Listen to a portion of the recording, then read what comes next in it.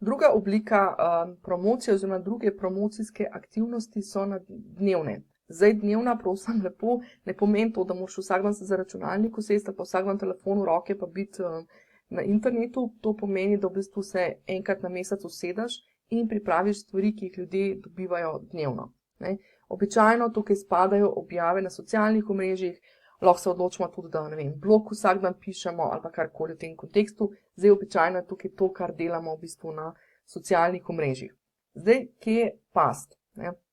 Kje je past socialnih omrežij je to, da če nismo strateški, če nimamo, bom rekla, enih temeljev postavljenih in vsega tega, hitro padamo v to, da ali samo prodajamo nekaj na socialnih omrežjih in tega se na socialnih omrežjih ne počne. Ljudje hodijo na socialna omrežja zato, da se zabavajo, zrelaksirajo, sprostijo, mogoče kaj naučijo, oziroma v smislu, da dobijo neka nova obzorja in grejo pa nekaj raziskovati naprej. Nihče pa ne mara non-stop neke prodaje, ne.